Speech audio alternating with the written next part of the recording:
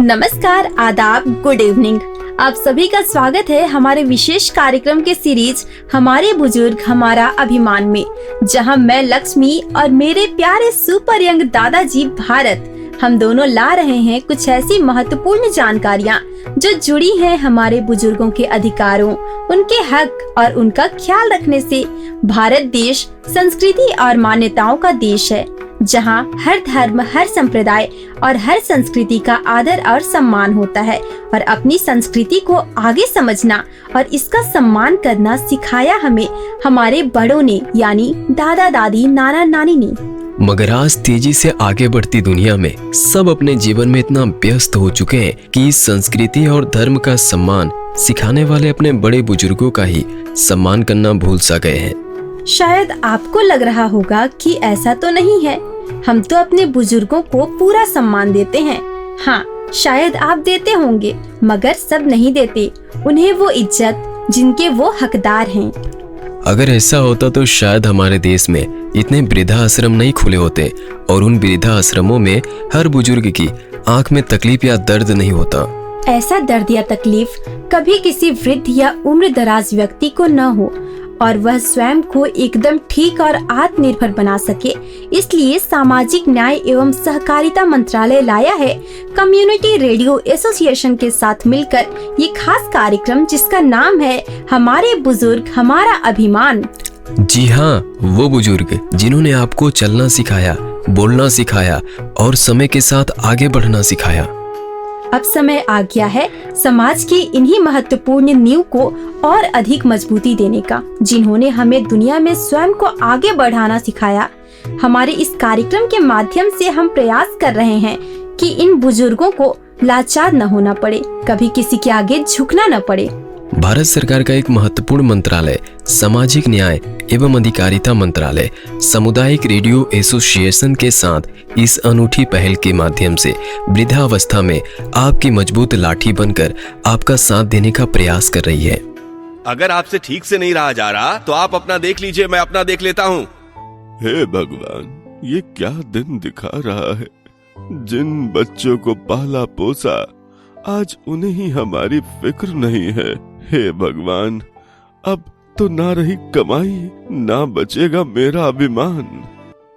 अरे नहीं नहीं दादू, सामाजिक न्याय और अधिकारिता मंत्रालय कहता है हमारे बुजुर्ग हमारा अभिमान। बुजुर्गों के हित में सामाजिक न्याय एवं अधिकारिता मंत्रालय ने माता पिता और बुजुर्गों के भरण पोषण से जुड़ी मौजूदा योजना बनाई। जो भी शख्स अपने माता पिता, बायोलॉजिकल गोद लेने वाले और सौतेले माता पिता भी, या बुजुर्ग जो 60 साल से अधिक उम्र के हैं, उनको छोड़ने या उनकी देख रेख न करने का दोषी पाया जाता है, उसे 3 महीने की जेल या 5,000 रुपए का जुर्माना देना पड़ सकता है। इस संशोधन में एक क्लॉज जोड़ा गया, बुजुर्गों का केयर टेकर बिना बुजुर्गों की सहमति के संपत्ति नहीं बेच सकता। इस तरह से देखें तो बुजुर्गों और माता पिता की सुरक्षा और संरक्षण के हिसाब से हम आपके साथ हैं, यानी सामाजिक न्याय और अधिकारिता मंत्रालय। ऐसे माता पिता, दादा दादी, वरिष्ठ नागरिक जो अपनी आय और संपत्ति से अपना भरण पोषण नहीं कर सकते, वे अधिनियम के तहत भरण पोषण का दावा कर सकते हैं। माता पिता की परिभाषा में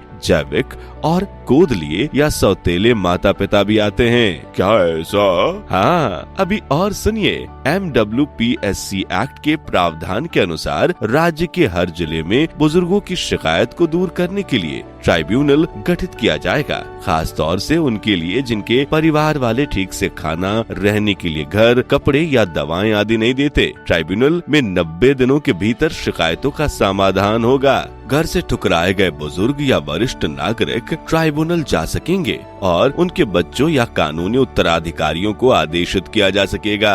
अपने अधिकार को जाने हमारे बुजुर्ग, शान से जिए हमारे बुजुर्ग। और आप नौजवान, अब बुजुर्गों का रखिए ख्याल, निभाइए अपना फर्ज। ख्याल रख, जिम्मेदारी से उतारिए उनका कर्ज। सामाजिक न्याय एवं अधिकारिता मंत्रालय, भारत सरकार के सौजन्य से CRA द्वारा निर्मित एवं प्रसारित। मेरी उम्र 65 साल है दोस्तों, और मैं आज एक बुजुर्ग होने के नाते मैं आपसे यह कह सकता हूँ कि अगर आपके साथ आपका परिवार भी है तो भी आपको किसी पर निर्भर नहीं होना चाहिए। स्वयं के बलबूते अपने जीवन में आगे बढ़ना ही आज के समय में सुखी जीवन की कुंजी है, चाहे बात सेहत की हो या पेंशन की, चाहे कानूनी सलाह की हो या फिर पैसों को जोड़कर रखने की सलाह। दद्दू, अब तक सब जानकारियों के लिए आप बुजुर्गों को दूसरों पर निर्भर होना पड़ता है, मगर इस कार्यक्रम में बुजुर्गों के जीवन से जुड़ी हर विषय की जानकारी है, वो भी विस्तार से। इस कार्यक्रम के माध्यम से आज क्या बताने वाली हो हमारे दोस्तों को? आज हम बताएंगे कि आप जैसे बहुत से लोग जिन्हें सेहत से जुड़ी कुछ समस्याएं हैं, जो कि शारीरिक रूप से अक्षम हैं या किसी कारणवश वह अब चलने फिरने या बोलने या सुनने में असमर्थ हैं, उन्हें भी किस प्रकार से मदद की जाती है मंत्रालय की विभिन्न योजनाओं के माध्यम से। तो आज हम हमारे श्रोताओं को बताने वाले हैं कि अब हमारे बुजुर्ग साथियों को किसी पर निर्भर नहीं होना पड़ेगा। आज का विषय सेहत से जुड़ा है, शारीरिक अक्षमता से। सोचो, हमारे हाथ या पैर बांधकर हमें कोई काम करने को कहे तो हम कितना लाचार महसूस करेंगे, मगर उनकी सोचो जो बढ़ती उम्र की परेशानियों से तो जूझ ही रहे हैं, मगर शरीर का अंग न होने के कारण ये दर्द और तकलीफ ज्यादा झेल रहे होते हैं। मगर अब कोई भी शारीरिक रूप से अक्षम व्यक्ति खुद को लाचार न समझे, क्योंकि हम अपने कार्यक्रम हमारे बुजुर्ग हमारे अभिमान में आज बहुत खास जानकारी देंगे कि कैसे वो स्वयं को सरकार की विभिन्न योजनाओं के जरिए सक्षम बना सकते हैं। तो भारत दद्दू, आप हमारे सबसे फेवरेट रेडियो होस्ट हैं और आज सबसे पहले हमारे फेवरेट श्रोताओं को बताइए कि कैसे मंत्रालय मदद कर सकता है इन सभी जरूरतमंद लोगों की। वैसे तो ministry of social justice and empowerment Bharat देश के विभिन्न आवश्यक वर्गों की बहुत सारी समस्याओं को दूर करने का प्रयास करता है, मगर इस मंत्रालय के दो प्रमुख विभाग हैं, department of social justice and empowerment of department of empowerment of persons with disabilities. आज जब हम बात कर रहे हैं सेहत की, तो हम शारीरिक अक्षमताओं की तरफ खास ध्यान देंगे और सेहत से जुड़ी अलग अलग सुविधाएं मरीजों तक पहुंचाता है department of empowerment of persons with disability.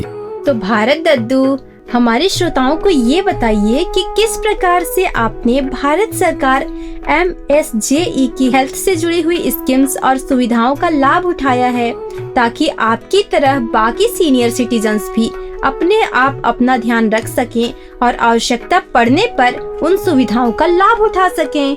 बिल्कुल जी लक्ष्मी साहिबा, मंत्रालय की 2006 की national policy for persons with disabilities की बात तुमको और अपने श्रोताओं को थोड़ा समझाना चाहूंगा।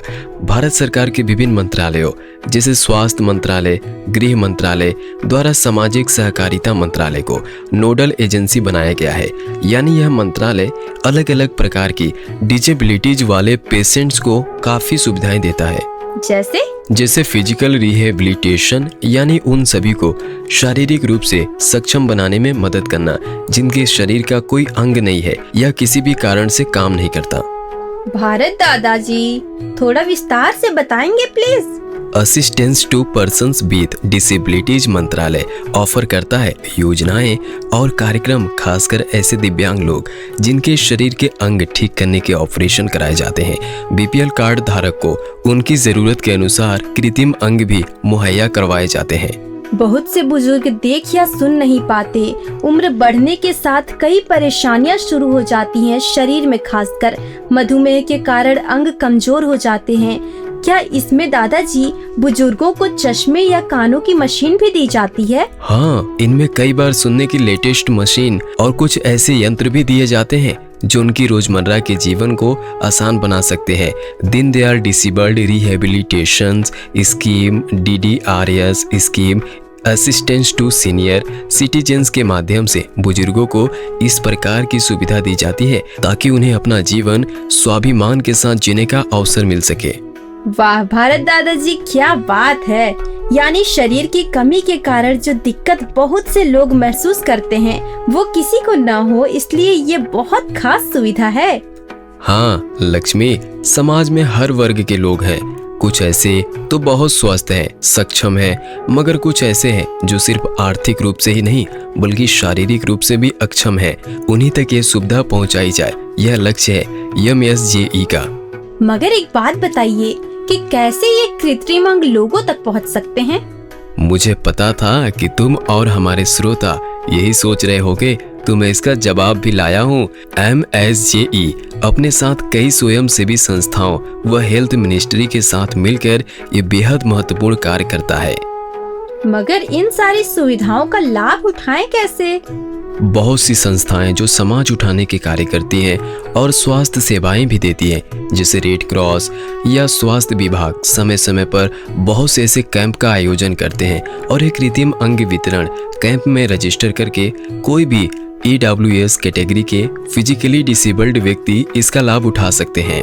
मगर क्या ये सुविधा केवल शहरों के लिए है या गांव में भी उपलब्ध कराई जाती है?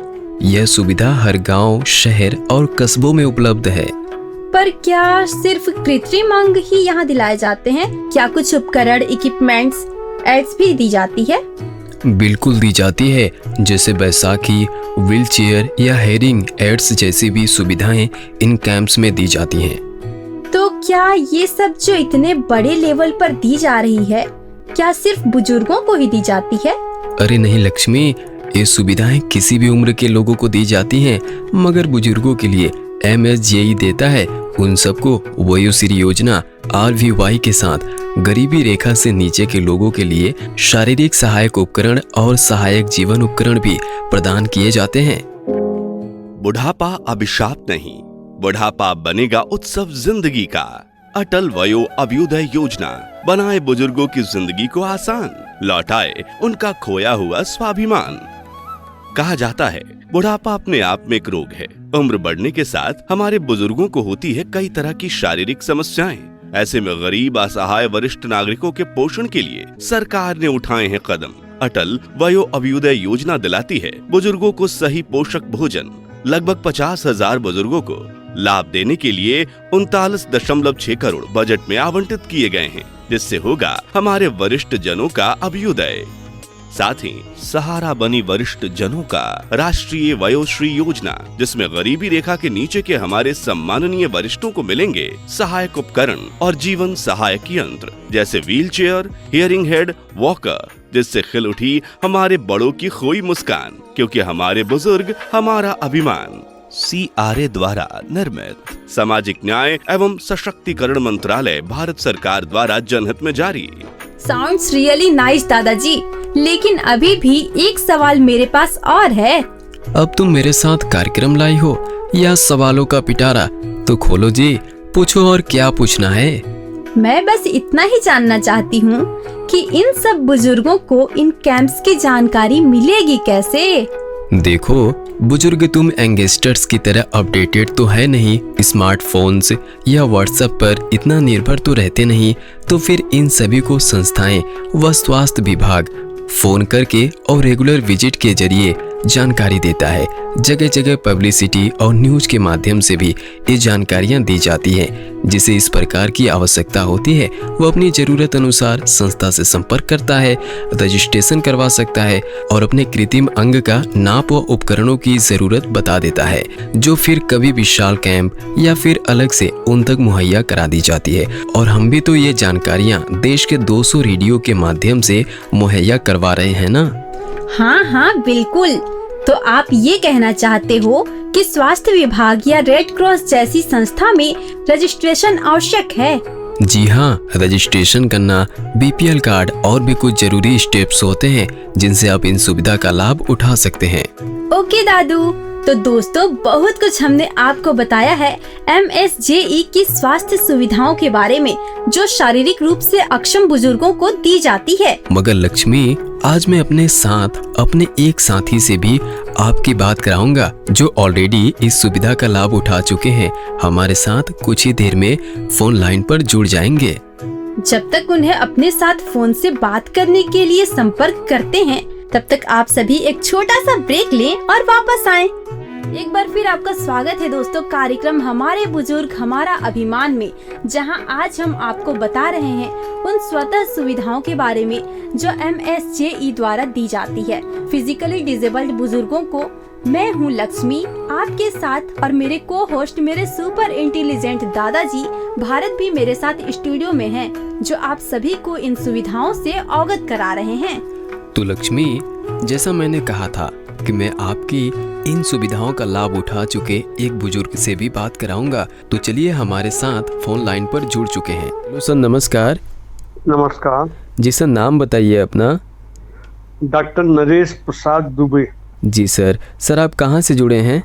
जी सर। रीवा के रहने वाले भी हैं। अभी जो है तो बैढ़न आ गए हैं 10-11 साल से। जी जी सर। हमारी पत्नी का स्वर्गवास हो गया तो लड़के बहू के पास आ गए हैं। जी जी। उम्र क्या हो रही है आपकी? हमारी उम्र हो गई 78 पूरी हो गई। जी सर। तो सर आपको कोई वरिष्ठ नागरिक योजना का लाभ मिलता है? अपन तो पेंशनर हैं। जी जी जी। पर हमें लाभ ये रहा कि मैं कुछ चलते चलते गिर जाता था। उसकी जांच हुई तो बताया कि ब्रेन में हाइड्रोकेफलस आपकी है। तो अब हम चाहते थे कुछ फिजियोथेरेपी। यस। तो फिजियोथेरेपी हमारा एक आध देखने गए तो ड्राइवर हमारा बोला जी जी कि साहब ये ट्रॉमा सेंटर में उधर जो है रेड क्रॉस में वहाँ फिजियोथेरेपी की मशीनें बढ़िया हैं होता है। जी। तो हम चले गए। जी सर।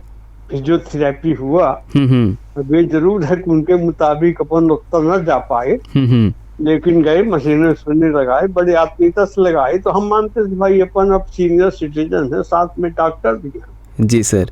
फिर वहीं पे न जाने क्या सूझा। हाँ। तो हम ऊपर की मंजिल में गए। जी सर। तो वहाँ हियरिंग लिखा हुआ था, तो वहाँ पे पहुंच गए। तो वहाँ पे उनसे मिले। जी सर। तो उन्होंने कहा आपका हम हियरिंग टेस्ट किए देते। जी। सो टेस्ट कर दिया। जी सर। ग्राफ दे दिया। फिर उसके बाद जो है उधर बात किए किसी से, तो बोले साहब हियरिंग एड मिल जाएगा। जी सर। तो वो जरा साधारण मिलेगा। हाँ हाँ। फिर ये रेड क्रॉस के चेयरमैन आजकल हैं सिंह साहब। जी। तो वो बुलाए, गए वही बैठे उनके पास। जी जी। तो फिर उन्होंने बुलाया तो वो अच्छा हियरिंग एड है। अच्छा। उसको कान के लहर में लगा लेती हैं। जी। और जो पहले अपन को लगता था कि लोगों की बात हमारी समझ में नहीं आती है, ये ठीक से बोलते नहीं है। जी सर। तो हमें लगा कि अब कि वो सब ठीक से बोलते। हमारा रिसेप्शन ही गलत था। जी जी। तो वो हियरिंग एड और सब अच्छे तरह का है। जी सर। ये कितने दिनों हो गया? होगा 1 महीने। जी। और सर इसमें कुछ पैसे भी लगे थे? नहीं, कोई पैसे वैसे नहीं, और ऐसे मिल गया, बिन मांगे मोती मिला। सर आपका बहुत धन्यवाद हमारे इस कार्यक्रम में जुड़कर इतनी जानकारियां देने के लिए। Okay, thank you. जी सर, थैंक यू। तो हमारे सुपर टैलेंटेड भारत दादाजी, आपने आज हमारे श्रोताओं को इतना कुछ बताया। उन्हें सक्षम करने के लिए, उन्हें आगे बढ़कर अपना जीवन सम्मान पूर्वक जीने के लिए, इसके लिए thank you so much. Lakshmi, तुम्हारा भी बहुत बहुत धन्यवाद जो तुमने इस कार्यक्रम में मेरा साथ दिया। और साथ ही मैं इस कार्यक्रम को सभी तक लाने के लिए धन्यवाद देना चाहता हूँ ministry of social justice and empowerment का। जरूरतमंद लोगों तक न केवल ये महत्वपूर्ण सुविधा पहुँचा रहे हैं, बल्कि साथ ही इसकी जानकारी भी सामुदायिक रेडियो के माध्यम से जन जन तक पहुँच रहे हैं। आज के कार्यक्रम में बस इतना ही। अगले एपिसोड में मैं लक्ष्मी और मेरे प्यारे भारत दादाजी, हम दोनों मिलकर बुजुर्गों को आत्मनिर्भर व सक्षम बनाने की कुछ और खास जानकारियां भी आप तक लाएंगे। नमस्कार। कितना अच्छा लगता है ना किसी की मदद करके। अगर मैं कहूँ कि आपकी मदद के इंतजार में कोई है जो आपकी राह देख रहा है, वो हैं हमारे वृद्धजन। दोस्तों, आज वृद्धजनों की जरूरतों और उनके मदद के लिए होती लोगों की कमी को देखते हुए हमारे भारत सरकार ने आप जैसे युवाओं को जेरियाट्रिक केयर गिवर्स बनने का मौका दिया है। वो युवा या युवतियां जिन्हें लोगों की मदद कर, स्पेशली बुजुर्गों की मदद कर दिल में होती है खुशी, तो आप भी इसका लाभ उठा सकते हैं। ट्रेनिंग पाने के बाद आप बुजुर्गों की उचित देखभाल कर सकते हैं। उनकी डेली लाइफ और गैर डेली लाइफ पहलू के साथ साथ वरिष्ठ नागरिकों के कल्याण और उनकी संगति का भी ध्यान रख सकते हैं। अभी 3180 जेरियाट्रिक केयर गिवर्स को प्रशिक्षित किया जा चुका है। आप भी इसमें प्रशिक्षित हो सकते हैं और किसी के चेहरे की मुस्कान बन सकते हैं। अधिक जानकारी के लिए scw.dosje.gov.in पर अभी विजिट करें। CRA द्वारा निर्मित और सामाजिक न्याय और अधिकारिता मंत्रालय, भारत सरकार द्वारा जनहित में जारी।